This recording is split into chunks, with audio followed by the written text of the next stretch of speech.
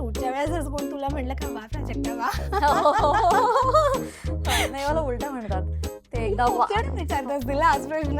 हो. नाही, ते मला म्हणायला होतात बोला ना एकदा वादा का. म्हटलं हे मला पण आवडतंय की समोरचा माणूस मला म्हणतोय मी त्याला दादा म्हणावं. हा, शिकले. असं कधी झालं तुम्ही असं केलंय का कधी की एखाद्या कॅरेक्टरसाठी किंवा एखाद्या प्रोजेक्टसाठी ते काय आहे पात्र हे कळून घ्यायच्या आधीच लोकेशन बघून पटकन हो म्हटलंय?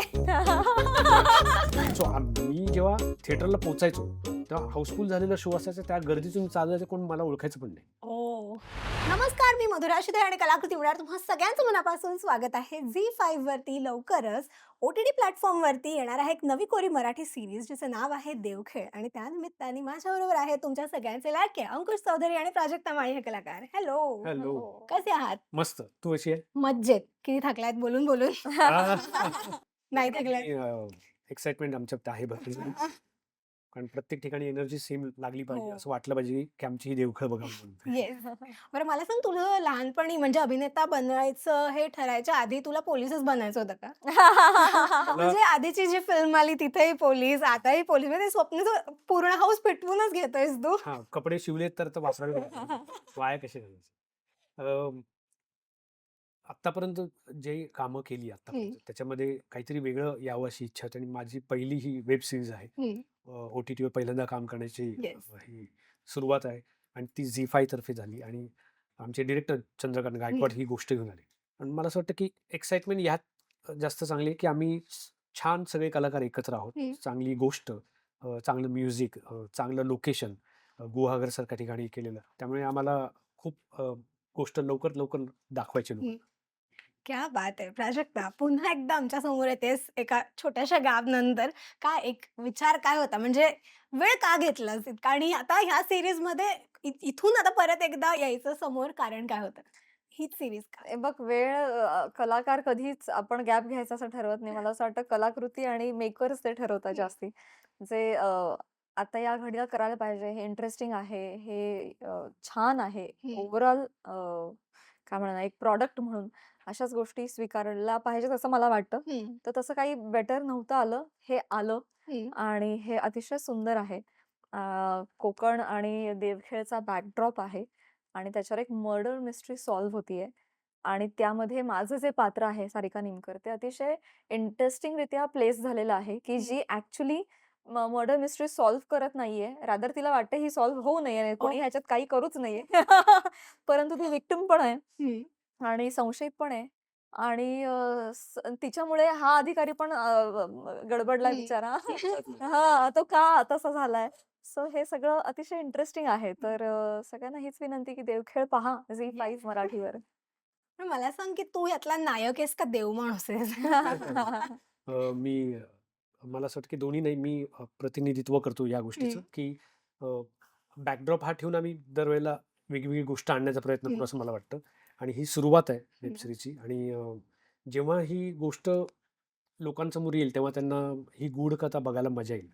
कारण जे लेयर्स आम्ही आत्ता बघतोय सगळे, काम करताना ज्या पद्धतीने सगळ्यांनी कामं केली आणि त्याला म्युझिक आल्यानंतर त्याला अजून वरच्या लेवलला घेऊन गेले. आणि सगळ्यात बेस्ट काय आहे की हे जे सगळे कॅमेऱ्याच्या मागची माणसं आहेत ना, ते खूप मेहनत घेऊन ह्या लोकांनी ही गोष्ट बनवली आहे, रायटर पासून आत्ता तुमच्या समोर येईपर्यंत. म्हणजे आज कंप्लीट झाली आहे, त्याचे प्रोमोज आम्ही बघतोय, ते बघून आम्हाला असं वाटतं की लोकांना खूप आवडेल ही गोष्ट. क्या बात आहे! प्राजक्ता, तू आम्हाला टेलिव्हिजनवरती तर दिसतेच आहेस, फिल्म्समध्येही दिसतेस. पण OTT आता सध्या जास्त ट्रेंडिंगला आहे आणि तू याआधी सुद्धा OTTवरती काम केलेलं आहेस. आता प्रत्येक वेळेला एक अभिनेत्री म्हणून तुला त्या प्लॅटफॉर्मची ना एक मजा खूप वेगळी असते. OTTमध्ये तुला काय स्पेशल वाटतं जास्त? OTT अर्थात ॲज अन ऑडियन्स म्हणून जो कम्फर्ट आहे ना, तो इतर कुठल्याही माध्यमाला नाहीये. कारण तुम्ही तो जो कंटेंट आहे तो मोबाईलवरही तुम्ही कन्झ्युम करू शकता, लॅपटॉपवर आहेच आहे, टॅबवर आहेच आहे, जगाच्या पाठीवर कुठेही असाल, कुठल्याही वेळेला तुम्ही तो कन्झ्युम करू शकता. हे जे स्वारस्य आहे OTTला, ते इतर माध्यमांना नाही आहे. अर्थात आता फिल्म्स पण OTTवर येतात, आपल्या मालिका पण आता येतात. ती गोष्ट वेगळी झाली. पण सीरीज म्हणून जे वैशिष्ट्य असतं ना, की एक एक भाग संपतो, दुसऱ्या सुरू होण्यासाठीचा तो एक अर्धविराम असतो. हम्म. ती पण एक अतिशय इंटरेस्टिंग गोष्ट असते त्याची. आणि अशा काही गोष्टी असतात ना, ज्या तुम्ही फिल्म माध्यमातून सांगू शकत नाही हम्म. आणि त्या एवढ्याही मोठ्या नसतात, की तुम्ही मालिका ह्याच्यातून सांगाव्यात, की 2-2 वर्ष चाललंय. तर ज्या मिड लेंथ कथा असतात ना, हम्म. त्यासाठी I think web series specially एक अतिशय उत्तम त्याला तोडगा आहे. त्यामुळे अशा मिड लेंथ कथांसाठी वेब सीरीज बनायलाच पाहिजेत. हे ना प्रत्येक पात्र असतं ते काहीतरी आपल्याला एक सांगून जातं. म्हणजे असं नेहमी म्हटलं जातं, म्हणजे मी खूप इंटरव्ह्यूजमध्ये की हे खूप इंटरेस्टिंग आहे, हे खूप वेगळं आहे, हे खूप पण मला आज तुमच्याकडून ऐकायचं आहे की एक कलाकार म्हणून एक म्हणतो ना की अभिनयामुळे आपण समृद्ध होत जातो असं कायम म्हटलं जातं. खूप कलाकार हे म्हणतात. तुम्हाला काय वाटतं असं तुमच्या आत्तापर्यंतच्या जर्नीमधलं असं एक कोणतं कॅरेक्टर आहे की ज्याने तुम्हाला असं वाटतं की ह्या त्या पात्रामुळे किंवा त्या अभिनयामुळे त्याचे जे त्या कॅरेक्टरची जी पर्सनॅलिटी होती त्यामुळे तुम्हाला माणूस म्हणून खूप गोष्टी शिकायला मिळाल्या? मला असं वाटतं की प्रत्येक कलाकृती काही ना काही देत असते हं. आणि देवखेळने आम्हाला खूप गोष्टी दिल्या आहेत. नवीन रायटर किंवा नवीन डिरेक्टर किंवा नवीन प्रोड्युसर हं. ज्या हिरिरीने आता उभे राहिलेत आणि ज्या जोमाने काम करतायत. तर हं. मला असं वाटतं की जेव्हा कधी कुठलीही गोष्ट खूप छान पद्धतीने, चांगल्या पद्धतीने लोकांसमोर आणली जाते, तेव्हा ती जगामध्ये सगळीकडे स्वीकारली जाते. हं. तर ही वेब सीरीज ह्याच पद्धतीची आहे की तुम्हाला ती अडकवून ठेवते. हं. कुठेही थांबवत नाही. हं. तुम्ही एक एपिसोड संपला तर दुसरा एपिसोड बघण्यासाठी धावपळ कराल, अशी ती एक्साइटमेंट वाढवून ठेवली आहे. याह! प्राजक्ता? मी सांगेन देवखेडमधली जी सारिका जे माझं पात्र आहे, हं. ते अतिशय इंटरेस्टिंग आहे. एक माणूस म्हणून मला एक वेगळा पॉइंट ऑफ व्ह्यू बघायला मिळाला. कारण कोकणात राहणाऱ्या एका लग्न झालेली अशी आणि अ, जे काय आहे तिच्या अवतीभोवती जे काय घडतंय, हं. असा एक्सपिरियन्स प्राजक्ता म्हणून मी कधीच घेऊ शकणार नाही. कधीच नाही. हं. सो त्या भूमिकेमुळे अशा त्या परिसरात राहणाऱ्या त्या महिलेचं काय असू शकतं आयुष्य, ती काय भोगत असेल, ती हं. काय जगत असेल, ती कसं फेस करते तिच्या आयुष्याला, तिचे काय अम्बिशन्स असतील, तिचा काय पास्ट असणार आहे. हं. हे सगळं त्या निमित्ताने मला अनुभवायला मिळालं आणि साकारायला मिळालं. तर माणूस म्हणून डेफिनेटली एक अभिनेत्री प्राजक्ता एक खूप वेगळं आयुष्य जगते ना, तर ते आयुष्य अतिशय वेगळं होतं आणि तेच मला खूप शिकवून गेलं, की लक्षात ठेव असंही एक आयुष्य हं. असतं. So you be grateful for the life you have right now. असं कधी झालंय, तुम्ही असं केलंय का कधी, की एखाद्या कॅरेक्टरसाठी किंवा एखाद्या प्रोजेक्टसाठी ते काय आहे पात्र हे कळून घ्यायच्या आधीच लोकेशन बघून पटकन हो म्हटलंय?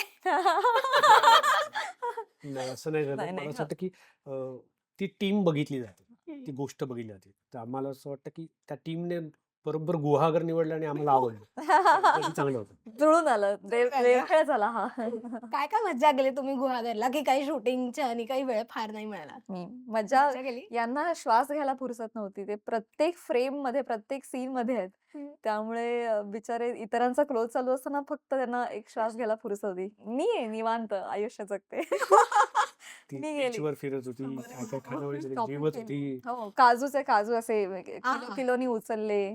मग ते काय तुम्ही हे म्हणू नका, आंबा पल्प म्हणू नका, आंबावडी, फणसवडी, पापडं केवढी काय, काय, काय, काय. असं सगळं मी खरेदी करून घेऊन सगळं आठवलं गं अचानक. कोकणात जाऊन पुरेपूर आनंद घेऊन आलीस तू. खानावळीत 1-1 तास बसून जेवण वगैरे. तिथे आणि गंमत काय आहे, की ना काही हॉटेल्समध्ये ना आंब्याचा रस मिळतो. हां. आता सीझन नाहीये. हां, तो तर तरी फ्रोझन तो असतो तो. हां आणि तो तरी देखील अप्रतिम कमाल असतो. लागतं. हां, म्हणजे जेवणातला एक थोडा भात कमी करूया, पण ते त्याच्याने 2 चालत वाटे. नाही. हां. हो आणि त्या ठिकाणी जाऊन तिथलं ॲक्चुअल ते खाणं म्हणजे आंबा म्हटलं की कोकणच आठवतं ना, ते तिथे जाऊन खायची वेगळीच मज्जा असेल. मग तिकडे शूट चालू असताना असं आलेले जसे लोकं बघायला किंवा असं काही म्हणजे असं लाईव्ह लोकेशन्सच असतील ना तिथे? हो. हो, हो. खूप म्हणजे काय म्हणूया आपण त्याला निसर्गरम्य जागा आहे ती. हं. आणि जेव्हा आम्ही शूटला गेलो, हं. तेव्हा वातावरण पण असं मस्त थंड हं. वातावरण होतं आणि समुद्राची गाज ऐकायला यायची हां. आणि शांत वातावरण एकदम स्लो असं गाव आहे गुहागर. अ, कशाचाही कुठल्याही शहराचा कुठलाही त्याच्यावर हे नाहीये. एखाद दुसरी बाहेरगावची गाडी आली तरी लोकं पटकन वळून बाहेर बघतात. ही कुठली आपल्या गावातली गाडी नाही. हं. इतके ते एकमेकांना खूप चांगले ओळखतात हं. आणि फ्रेंडली शूटिंगसाठी आहे. बऱ्याच वेळेला असं होतं की तो त्रास होऊ शकतो. हो, खूप गर्दी होते. गर्दी होते आणि मग तो त्रास होतो. गर्दी होते पण तो त्रास नाही झाला कधी हं. त्यांच्याकडनं गुहागरमध्ये. आणि तिथे मला असं वाटतं की कोकणात शूट केलेल्या ज्या फिल्म्स आहेत हं. त्या गुहागरला सर्वात जास्त शूट झाल्या. ओके. पण यावेळेला आमचं लोकेशनच अशा पद्धतीचं निवडलं की ते याआधी कधी दिसलेलं नाही. अच्छा. आणि आमचे डी-ओ-पी होते विनायक जाधव. त्यांनी इतकं सुंदर पद्धतीने लाइटिंग केलं त्याचं. तर एक सिक्वेन्स ज्याच्यात मी आणि प्राजक्ता एकमेकांच्या समोर पहिल्यांदा येतो. हं. तर त्यांना ते एक घर मिळालं. ते घर असं होतं की 120 वर्षापासून ते घर आहे. ओह! वाढ आणि वॉव! त्याला लिटअप करताना त्यांनी अशी 2-4 कौलं बाजूला काढली होती आणि त्याचं लाईट्स दिल्यामुळे त्याचे झोत असा येत आहा! होता. सो मी स्लो मोशनमध्ये एंट्री करतोय. मी हं. धावत येऊन तिला बघतो आणि मला पटकन दिसते ती आणि मी म्हणतो, "अरे, ही इथे काय करते?" हं. ती तिकडे एका वेगळ्या मूडमध्ये ती माझ्याकडे वळून बघते. तिचा पण डोळ्यात चमक दिसते. अप्रतिम पद्धतीने तो छान पद्धतीने शूट केलाय हं. आणि मला असं वाटतं की म्युझिक आल्यानंतर अजून छान होईल. हं. शूटच्या वेळेसच कोण तुला म्हटलं का, "वाह प्राजक्ता वाह!" हो, हो, हो. हां, नाही मला उलटं म्हणतात. ते तुला एकदा खूप जण विचारत असतील ना हाच प्रश्न? हो. नाही ते मला म्हणायला लावतात, "बोला ना एकदा दादा." म्हटलं हे मला पण आवडतंय की समोरचा माणूस मला म्हणतोय मी त्याला दादा म्हणावं. हां, शिकले. So that's there. पण मला फार आनंद वाटतो की हं. खूप कमी वेळेला एखाद्या कलाकाराच्या आयुष्यात एक काहीतरी टॅगलाईन येते. हं. म्हणजे जसं की झकास किंवा असं जे काय असतं. हं. सो ते एक मिळालंय मला. आय एम व्हेरी हो. Grateful for that. पण मला सांगा, मी आता जे विचारलं तुम्हाला, की सगळेजण शूट बघायला आलेले का? किंवा गर्दी होते, लोकांची लोकं तुम्हाला ओळखतात. तुम्हाला स्वतःला या गोष्टीची जाणीव कधी झाली, की ओके आपल्याला लोकं ओळखू लागलेत आता किंवा आपण आपण फेमस होतोय किंवा आपले खूप फॅन्स आहेत. एक जर्नीपासूनची एक ती असते सगळी इंटरेस्टिंग गोष्ट. त्यानंतर एका मोमेंटला आपल्याला ते रिअलाईज होतं, की ओके आता आपल्याला ओळख मिळाली आहे. हे तुम्हाला कधी रिअलाईज झालं?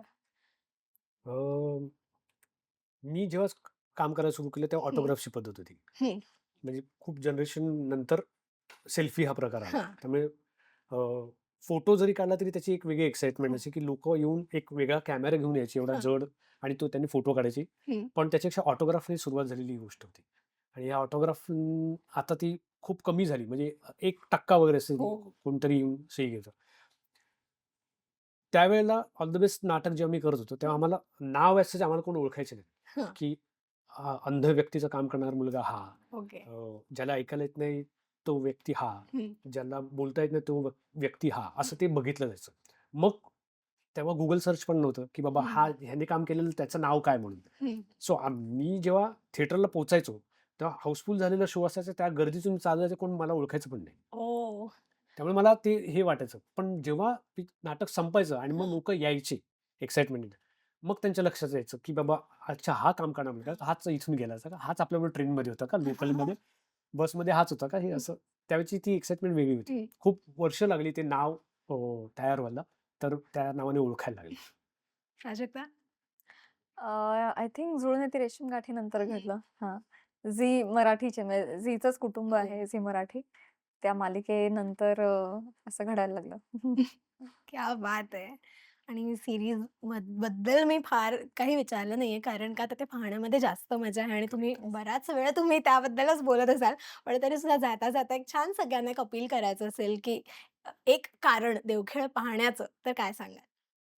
मी स्वतः एक्साईट आहोत, लोकांसमोर ही गोष्ट घेऊन यायला आणि झी5वर येते. झी5 ज्या पद्धतीने आत्ता सगळ्या वेगवेगळ्या प्रथा असलेल्या, वेगवेगळ्या गोष्टी असलेली धाडस करते, की असे फिल्म्स, अशा सीरीज आणूया आपण. हं, तर मला असं वाटतं हे मराठी प्लॅटफॉर्म झी5चं आलंय, की तुम्ही इथे ही गोष्ट बघू शकता आणि तुमच्या जवळची गोष्ट आहे, हं. तुमच्या आजूबाजूलाच घडणारी गोष्ट आहे. ती येस. तुम्हाला बघायला मिळणार आणि ती एक्साईट करणारी, तुम्हाला त्या गूढ कथेत घेऊन जाणारी असेल.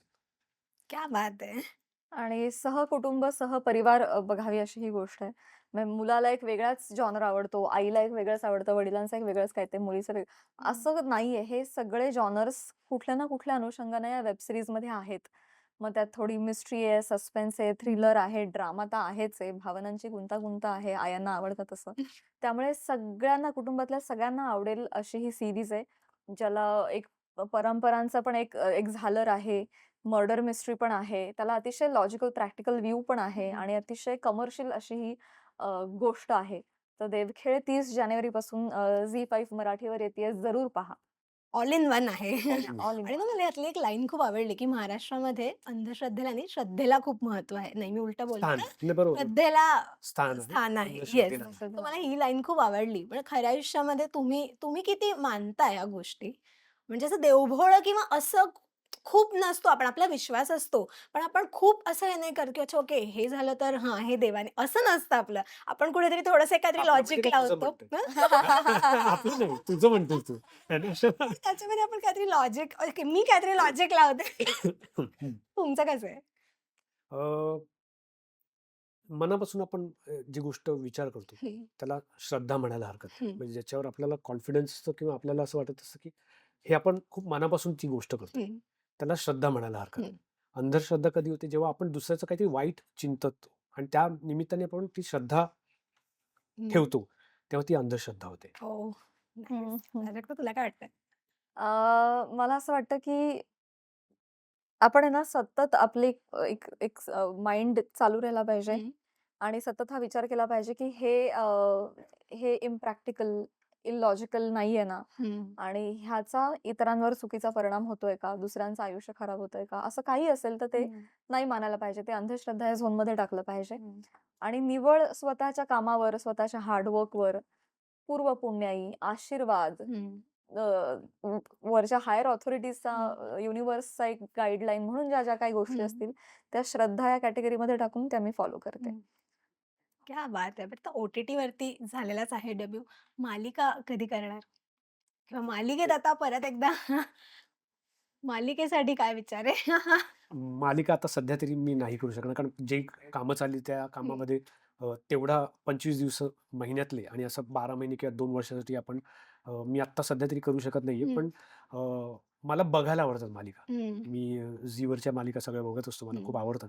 कारण ते का लोकं बघतात हे बघण्यासाठी सुद्धा मला मजा वाटते, बरोबर. की बाबा लोकं काय एक संध्याकाळी 7 वाजल्यापासून सुरू होतं, रात्री 10:30-11 पर्यंत लोकं बघत असतात. त्याचं कारण काय? हं, ते त्यांनी मिळवलेलं यश आहे. हं. तो देखील एक प्रेक्षक आहे, जो आमच्यासाठी तिकीट काढून थिएटरला येतो. येस. तू सोनी पण म्हटलं पाहिजे होतंस. सोनीला काय? सोनी हास्य जत्रा. काय? आ, आ, आ. फार छान वाटलं तुमच्याशी गप्पा मारून. देवखेडसाठी आणि तुमच्या इतर सगळ्या प्रोजेक्टसाठी wish you all the very best. Thank you. धन्यवाद. Thank you. रसिका हो, कलाकृती मीडिया म्हणजे मनोरंजनाची लयलूट. मनोरंजन क्षेत्रातील किस्से व घडामोडींचा आस्वाद घेण्यासाठी कलाकृती मीडिया या यूट्यूब चॅनलला सबस्क्राईब करा आणि व्हिडिओ लाईक करा.